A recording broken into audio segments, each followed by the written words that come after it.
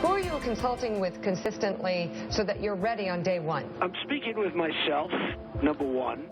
This is the Trump theory on war. I'm really good at war. I love war in a certain way. Including with nukes, yes, including with nukes. I want to be unpredictable. I'm not going to tell you right now what I'm going to do. I know more about ISIS than the generals do, believe me. An hors d'oeuvre, if you will. Hillary Clinton certainly going after Trump's economic policies, temperament, and so much more. All right, let's bring in our panel to discuss the never-boring campaign of 2016. Richard Brodsky, former Democratic New York State Assemblyman, senior fellow at Demos, and a professor at NYU. Just let him tell you. Dominic Carter, political journalist and author. Jessica, proud to be a Republican here. Strategist and expert with the November team. And Andrew Whitman, our senior political correspondent. Okay. Listen, even if you don't like Hillary, and I know you're certainly not a campaign contributor, okay? What she did in San Diego worked in that she did by the numbers. Sometimes she doesn't communicate well on the stump, but she basically played prosecutor, and she laid out the case using Trump's own words on foreign policy. Today, it was about the economy. It was about how he viewed things like debt, how he viewed things like jobs, how he viewed things like basic parameters for the economy. I haven't heard anybody say today that it isn't effective. Just from a pure campaign strategy standpoint, using his own words to define them, is it working? Well, it's not effective because if you look at the polling, voters trust Trump on the economy more than they trust Hillary. It's too early to tell whether or not this will have a protracted effect, but she's got some fundamental problems here. Number one, she spent the whole time attacking Trump, but didn't really offer Americans any view as to what she wants to do with the economy. Just give a little frame of reference. Sorry to interrupt, I'll let you finish a second. What people are looking at right now is what Jessica referenced. On these three issues and these three issues only, Trump is outpolling Clinton. Gap narrowing a little bit on it. Overall, most polls have this with her up nationally between 6 and 8 points, but you get the drift. I'm sorry to interrupt. Right. So I was just going to say, when they view him as better on the economy, he's a businessman.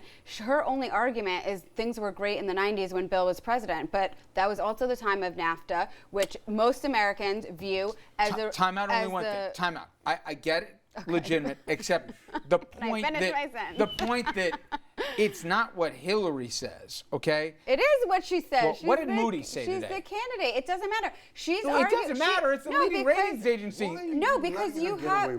I'm trying to be a general. Trump is owning the populist lane right now, and Americans that are ticked off about the economy, it's partially why he's the nominee right now, because they're viewing NAFTA and these trade agreements, which he is very against TPP, and she's been on both sides of the issue, talking out both sides of her mouth, and she has to own the Obama economy while also offering something different. It's a real political problem for her, and for anyone to suggest it isn't, it's Before crazy. you get to the Democratic response to this, Andrew, is as much as objectively as possible, what the business community is saying. I'm talking about both Wall Street. I'm talking about nonpartisan groups that have looked at his tax plan. I'm talking about what Moody's came out today with.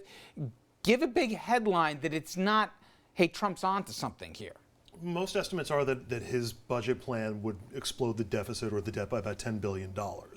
$10 trillion, excuse me. So the numbers don't exactly add up. The deficit or the debt? The debt, excuse me. So I'm 0 for 2 on that. So no, that's a number of different groups have looked at it. Moody's just came back with a negative report on it today as well. And so, I mean, that's basically what we're looking at. And you've got essentially the same competing themes that we've had between conservatives and progressives for some time now when it comes to tax cuts being favored by Republicans and more direct investment through Democrats. So it's, that's about where we are. All right, go ahead. How do you let her get away with that stuff? I let her say. I mean, you asked her a question. But what did I say that was wrong? Hillary, the world is ending. Hillary. Here's what he asked you. He said, is Hillary's speech, is that a kind of attack? Is it effective? Yeah, and what was the answer? I said, I don't think it will be because the majority of Americans right now view him as better on the economy than Trump. Let me respectfully disagree. Okay, please. Those he got them kinds for you, by the way. Yeah, respectfully is. That's always how you disagree, Richard. The fact that Trump was able to take the crazies in the Republican Party, unify them, and steal the nomination is not a sense of what this campaign is going to be like. The appeal now is to the general election voter. And what Hillary did today was and is going to be very, very effective. Those three remaining... Based on what? Based on my predictions. Okay. Which so far have been better than yours. I don't know. On about this, that, yeah. you used to be... You didn't say he was getting the nomination, Okay, Jessica. yeah. All right. And I've been for the businessman from the Tom, beginning. here's the other part where people can debate tax policy and the rest, although I haven't heard an objective person say his makes sense. But leave that aside. What else did she say today? How come is it that he's paid no taxes? Okay, when you look at actually what he's paid, is it that he didn't really make any real money? Or that all these claims of huge revenues and huge incomes that he's taking every year, he's not paying his fair share? Obviously, she's pushing him on the issue of the tax returns. If he's such a great businessman that explained all these bankruptcies, et cetera, and then also explain that, you know what, this idea that full faith and credit of the United States, that we always pay our debts, we're the one nation here that everyone can rely on, and certainly, as you see with foreign investment in terms of our markets, it bears that out, that's negotiable. You know, I love debt. I'm the debt king was his words, and she used it again today.